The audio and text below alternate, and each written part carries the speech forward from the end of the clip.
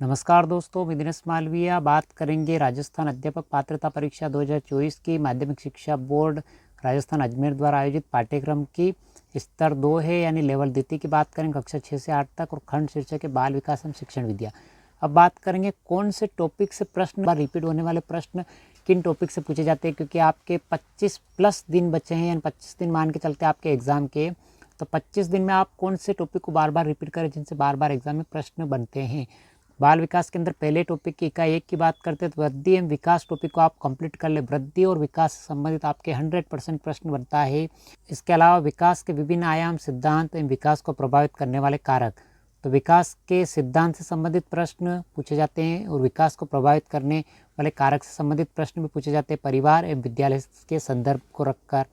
एवं अधिगम से संबंधित प्रश्न भी फिक्स होता है, तो अधिगम वाले टॉपिक को भी बिल्कुल कंप्लीट कर ले आप।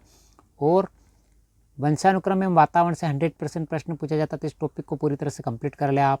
इकाई 2 की बात करते हैं व्यक्तिगत विभिन्नता के अर्थ प्रकार, व्यक्तिगत भिन्नताओं के प्रभाव एवं कारक।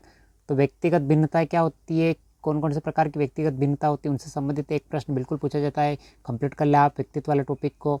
और व्यक्तित्व के प्रकार, व्यक्तित्व को प्रभावित करने वाले कारक और व्यक्तित्व का मापन, तो व्यक्तित्व को प्रभावित करने वाले कारक से संबंधित प्रश्न पूछा जाता है, इसको कंप्लीट कर ले। व्यक्तित्व का मापन कौन कौन सी विधियों से किया जाता है, तो उन विधियों से संबंधित एग्जाम के अंदर जरूर प्रश्न पूछा जाता है, तो इनको कंप्लीट कर ले आप। और बुद्धि के अंदर बात करते हैं तो बुद्धि की संकल्पना, सिद्धांत, उसका मापन और बहुबुद्धि सिद्धांत एवं इसके निहितार्थ, तो बुद्धि से संबंधित प्रश्न 100% पूछा जाता है। बुद्धि के वाले टॉपिक को आप कंप्लीट पूरी तरह से बुद्धि के जितने भी सिद्धांत उन सिद्धांत को याद कर ले आप। और बहुबुद्धि सिद्धांत जो हार्वर्ड गार्डनर का सिद्धांत, इसको आप कंप्लीट कर लेते। विविध अधिगमकर्ता की समझ यानी पिछड़े, विमंदित, प्रतिभाशाली, सृजनशील, अलाभान्वित, वंचित और विशेष आवश्यकता वाले बच्चे एवं अधिगम अक्षमता युक्त बच्चे, इस टॉपिक से 100% एक प्रश्न पूछा जाता है, तो इस टॉपिक को आप कंप्लीट कर ले। अधिगम में आने वाली कठिनाई से संबंधित प्रश्न पूछे जाते हैं। समायोजन की संकल्पना एवं तरीके एवं समायोजन में अध्यापक की भूमिका, तो समायोजन की संकल्पना एवं तरीके और समायोजन में अध्यापक की भूमिका। समायोजन यानी एडजस्टमेंट से संबंधित 100% प्रश्न पूछा जाता है, तो आप समायोजन वाले टॉपिक को कंप्लीट कर ले, यहाँ से एक प्रश्न पक्का। उसके बाद अधिगम का अर्थ, संकल्पना में अधिगम को प्रभावित करने वाले कारक, तो अधिगम का अर्थ और प्रभावित करने वाले कारक कंप्लीट कर ले आप, यहाँ से एक प्रश्न पक्का है। उसके बाद बात करते हैं अधिगम के सिद्धांत, व्यवहारवाद, गेस्टाल्टवाद, संज्ञानवाद और निर्मितिवाद, इनके निहितार्थ, यहाँ से 1 से 2 प्रश्न पूछे जाते हैं। यानी अधिगम के सिद्धांत यानी व्यवहारवाद के जनक कौन है, गेस्टाल्टवाद के जनक कौन है, संज्ञानवाद और निर्मितिवाद, इनसे संबंधित 1 से 2 प्रश्न पक्के हैं, तो 2 प्रश्न कंप्लीट है, तो इनको कंप्लीट कर लें टॉपिक को। उसके बाद बच्चे कैसे सीखते हैं, अधिगम की प्रक्रिया, चिंतन, कल्पना, तर्क, निर्मितिवादी उपागम, आनुभाविक अधिगम, संकल्पना, मानचित्रण, अन्वेषक एवं समस्या समाधान, तो यहाँ पे चिंतन, कल्पना एवं तर्क, इनसे संबंधित आपके एक प्रश्न पक्का है। तीनों टॉपिक को कंप्लीट कर ले आप, इन तीनों में से एक प्रश्न कंप्लीट है आपके। उसके बाद अभिप्रेरणा है उसके अधिगम के निहितार्थ, अभिप्रेरणा यानी मोटिवेशन संबंधित आपके एक प्रश्न 100% पक्का है, तो मोटिवेशन यानी अभिप्रेरणा वाले टॉपिक को कंप्लीट कर ले आप। उसके बाद शिक्षण अधिगम की प्रक्रिया है, राष्ट्रीय पाठ्यचर्या रूपरेखा 2005 के संदर्भ में शिक्षण अधिगम की व्यूहरचना, तो एनसीएफ 2005 यानी राष्ट्रीय पाठ्यचर्या 2005 से संबंधित एक प्रश्न पक्का है, तो इस टॉपिक को कंप्लीट कर ले आप। उसके बाद आकलन, मापन है मूल्यांकन का अर्थ, उद्देश्य, समग्र एवं सतत मूल्यांकन, उपलब्धि परीक्षण का निर्माण, सीखने के प्रतिफल, तो यहाँ पे आकलन, मापन एवं मूल्यांकन, इनसे एक प्रश्न पक्का है और सीखने के प्रतिफल से एक प्रश्न पक्का है, यानी 2 प्रश्न यहाँ से कंप्लीट है आपके। उसके बाद क्रियात्मक अनुसंधान यानी एक्शन रिसर्च से संबंधित एक प्रश्न पक्का है, तो इस टॉपिक को क्रियात्मक अनुसंधान यानी 1 पेज का टॉपिक है, इसको कंप्लीट कर ले आप।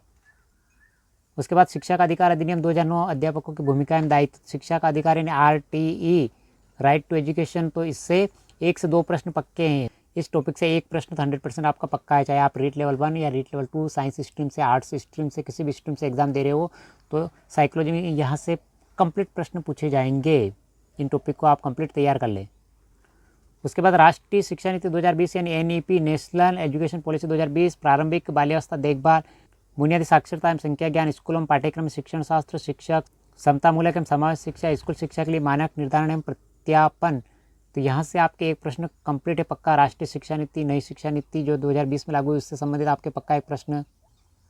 और राजस्थान की समसामयिक बाल कल्याणकारी शैक्षिक योजना से 1 से 2 प्रश्न पक्के हैं, तो एक प्रश्न तो यहाँ से 100% पूछा जाएगा। 3 टॉपिक को आप कंप्लीट कर ले बहुत ही कम समय में, यानी आपके पास समय बचा है केवल 25 प्लस दिन, जिनके अंदर आपको रिवीजन भी करना है, इन टॉपिक को कंप्लीट भी करना है। तो पढ़ तो बहुत लिया है आप, अब जो टॉपिक आपको बताए कंप्लीट, इन टॉपिक को आप कंप्लीट कर ले, जहाँ से आपके साइकोलॉजी में 30 में से 25+ प्रश्न बिल्कुल सही हो जाएंगे अगर आपकी तैयारी बहुत मजबूत है तो। और आपकी तैयारी बिल्कुल भी नहीं है तो भी आप इन टॉपिक को अगर कंप्लीट कर लेंगे तो आपके 20+ प्रश्न पक्के हो जाएंगे इन टॉपिक को कवर करने से। अगर आप भी रीट पात्रता परीक्षा की तैयारी कर रहे हैं, चाहे आप रीट लेवल 1 के हो या रीट लेवल 2 के, साइंस, कॉमर्स या आर्ट्स किसी भी स्ट्रीम के हो, बाल विकास एवं शिक्षा शास्त्र से संबंधित प्रश्न 30 प्रश्न पूछे जाते हैं। तो 30 ही प्रश्नों के लिए सिलेबस कंप्लीट करें आप। ये कम समय में अधिक मेहनत करने का फॉर्मूला है। तो सिलेबस पे आधारित अगर आप तैयारी करोगे तो आप अच्छे से अच्छे नंबर ला पाओगे। तो कैसा लगा वीडियो? लाइक, शेयर और सब्सक्राइब जरूर करें।